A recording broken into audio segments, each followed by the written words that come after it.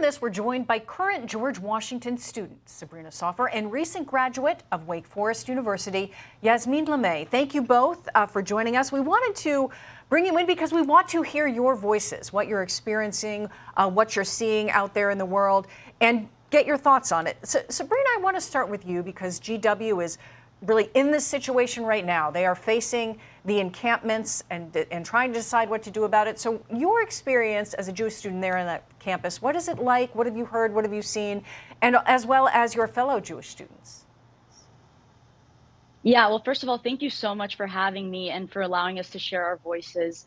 And as a Jewish student today at George Washington University, I'm really appalled by what's going on, but I'm honestly not surprised. And Jewish students are not safe, and they haven't been. And this has been in the making as a result of a combination of radical faculty who have been hired by the university and allowed to teach with no diversity in that camp of faculty, in addition to a weak administration that refuses to enforce their policies.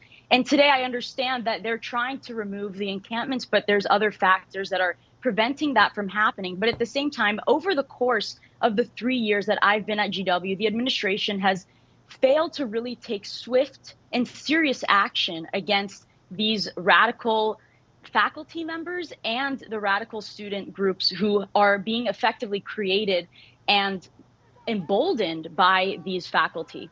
Yeah, I want to bring in Yasmine in a moment, but I want to ask you a quick question about what some universities are doing. There's the University of Florida that has made some pretty clear guidelines for pro-Palestinian student demonstrations, even threatening suspension from campus for up to 3 years if action isn't taken.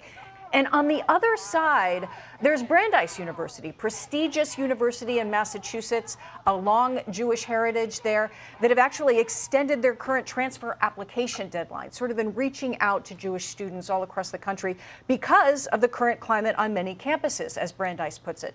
Your thoughts on what some universities are doing compared to what you're seeing?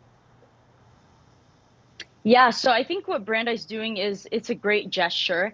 But I do think that there needs to be a crackdown on this chaos that's going on campus, because ultimately, by refusing to crack down, it's just allowing this sort of mob rule to take over, in addition to allowing the claim that this is freedom of expression, which is not, because freedom to protest, which I'm all for, is actually leading to the harassment of Jewish students. One of my friends at UCLA was actually pushed off of a ledge and could have cracked her skull open.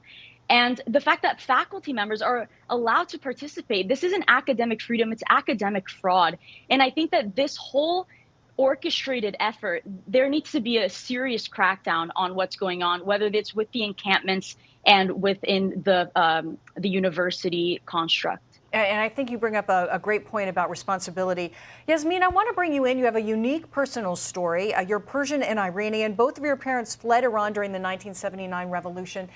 But you are pro-Israel and anti-Iran at this point. And I want you, in your own words, to tell your story. Where do you stand today and your thoughts on what's unfolding? You know, I just find it so ironic that the very students who are protesting on campuses in opposition of Israel are by default supporting Iran, who beat protesters to death. And most of the protesters in Iran are around the same age as these college students.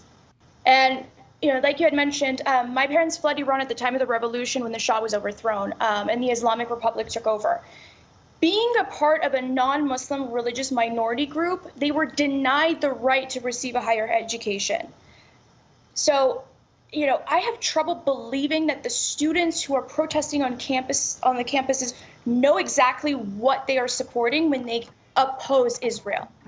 Opposing Israel means supporting Iran.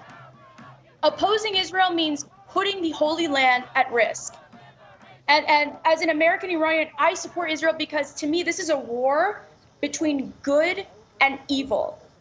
The government of Iran is called an axis of evil for a reason. They are the perfect example of, quite frankly, the devil. I mean, they're the epitome of human greed, corruption. In Iran, there's no such thing as freedom of religion.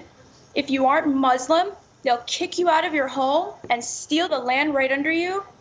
They will martyr your relatives and not even let you mark their grave. They'll deprive you of the right to get a higher education while they award each other doctorates when they themselves haven't even completed the 6th grade. Yasmine, I think you raise a great point about some of the voices we're hearing on these campuses and some of the comparison you seem to be drawing. Take a listen to some of the things we're hearing on these campuses as part of these protests.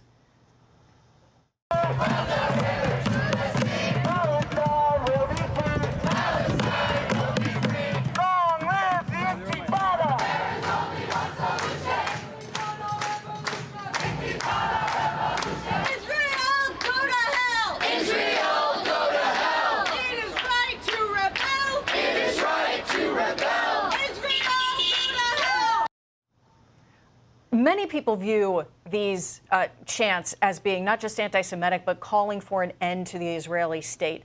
Your thoughts, Yasmine, as you hear these voices, knowing what your family has experienced? It's just mind-blowing to see the degree of ignorance.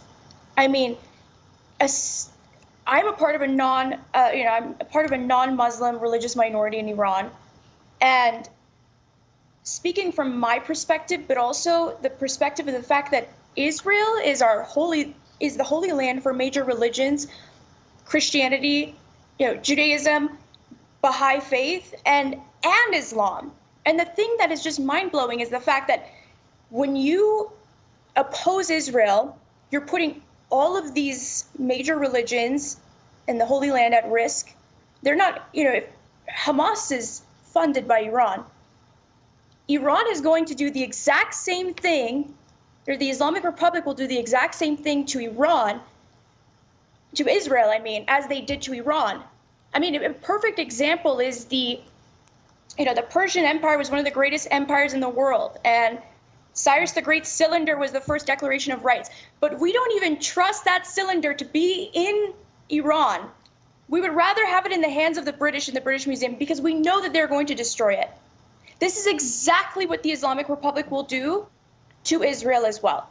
Thank you so much to you both. We're hearing these loud chants, these loud voices, the drum beats, but it's important to hear all of the voices and to hear your calm and to hear your thoughts as we're watching all of this unfold on university campuses, not just across the East Coast, but in many other places across the country now at this point. Sabrina Soffer, Yasmine Lame, thank you both for joining us today. We appreciate it.